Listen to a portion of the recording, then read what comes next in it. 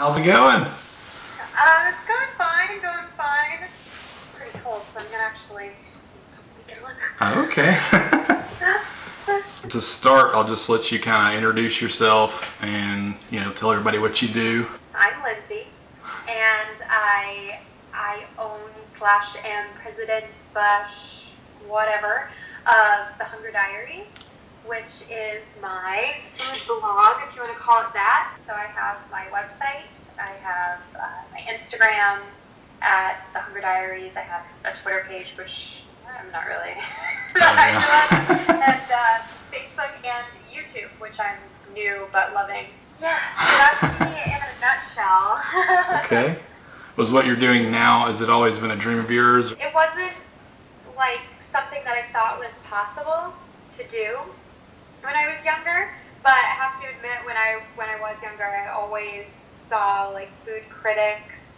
Wish I could be one of those, but I always was into food.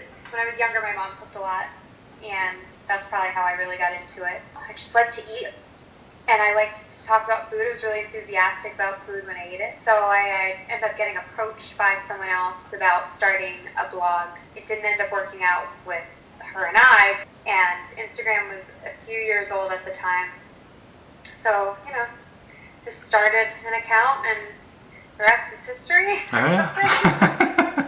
The Hunger Diaries, where did that exactly come from? I guess the Hunger Games was kind of out when I thought of it. I don't know, I just sat down on the couch and jotted down several ideas, and when I got to the Hunger Diaries, I liked the way it sounded, and I asked my peeps, and they said they loved it, so I'm like, great. Oh yeah, awesome. So how long have you been doing this? I started my website a little over 2 years ago. When I started, I was doing just recipes, really simple recipes. I gotta be honest, I've never recipe developed before, and I love to eat and everything, but I had no business doing that at the time. I quickly changed direction. In South Florida, there is these food truck events, and they have one in Jupiter, which is my really small town in Florida that I'm from. And so we went, and it was nighttime. And looking back, I'm like, oh my God, I can't believe I went at night and took pictures of food. But I went at night, and I had a group of people with me, and we just all went around and tried different things, and I decided which ones I thought were best. My first listicle ended up getting around 500 shares on Facebook.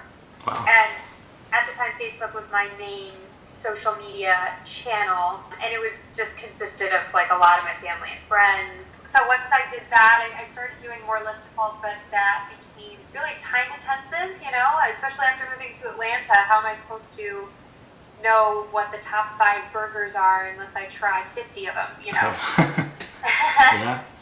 And since I'm a very honest person, I was like, all right, I need to switch gears again, and that's kind of where I'm at now. Just honest reviews of individual items. Cool. I like to emphasize that, honest, because not a whole lot of people actually leave reviews of the food they're eating. They just post a picture and they're done with it, and you're left wondering.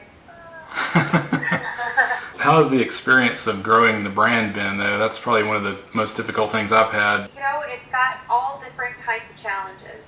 And once you've figured one challenge out, another challenge presents itself. I've never really been in a business that I was this passionate about before, so I don't think I really cared about those challenges in my other line of work. This I care about, so it affects me more. There's so many different things that you have to think about / worry about all the time. Instagram is really just one of those things. And within Instagram, there's so much to learn from.